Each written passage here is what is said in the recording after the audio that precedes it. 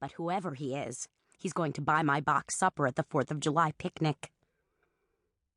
Sullivan Sprecklemeyer blinked in confusion, but Essie had no time to explain. Mother didn't like it when she tarried.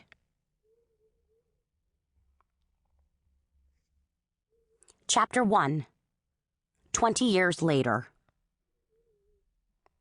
Esther Sprecklemeyer hated the 4th of July.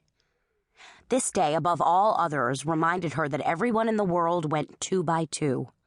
Everyone but her. She would have stayed home if she could have gotten away with it, but her father, the judge for the 35th Judicial District, expected his family to attend all social events.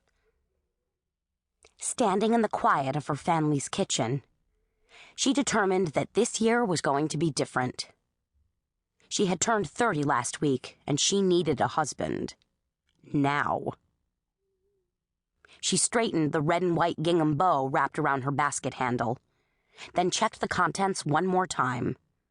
Fried chicken, sweet potatoes, hominy, dill carrots, black-eyed pea wheels, deviled eggs, cow tongue, and blackberry tarts. Cooking was of utmost importance to a man in search of a wife.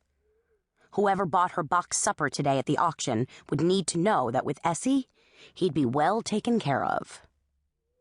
Her father entered the kitchen, pulling on his light summer jacket. "What do you have in your basket this year, dear?" She took a deep breath. "I don't want you bidding on it, Papa. Nor the sheriff, either." Papa came up short. "Why not? What's wrong with your father or uncle winning it?" "If the two of you bid, no one else will even try." His gray eyebrows furrowed. "But no one has tried for years, other than that youngster Ewing." Essie cringed. Ewing Wortham was 7 years her junior and used to dog her every step. At the ripe old age of 10, he offered 2 measly pennies for her basket. No one, evidently, had the heart to bid against him, and every year after he proudly bid his 2 cents. She could have cheerfully strangled him.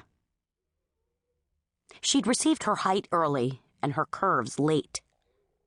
Between that, her penchant for the outdoors, and her propensity for attracting the admiration of incorrigible little boys, her basket had been passed over more times than not, especially since Ewing had gone away to school. Swallowing, she lifted her chin.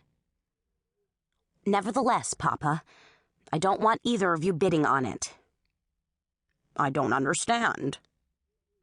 "If neither of you bid, someone will step up to the task."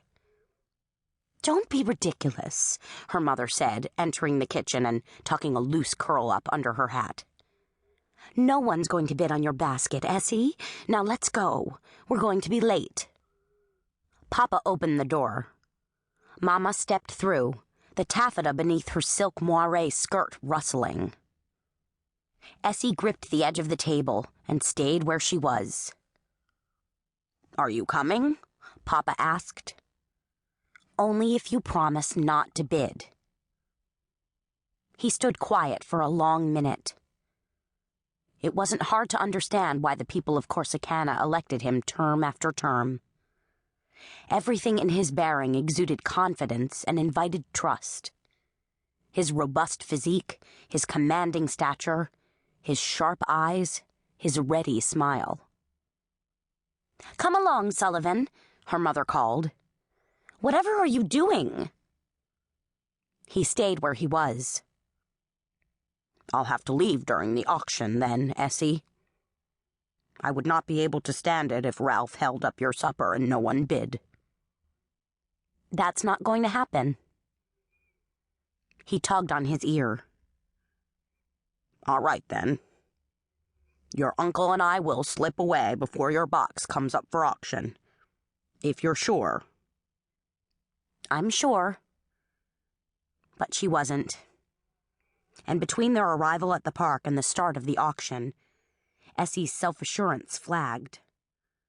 What if someone older than Papa bid?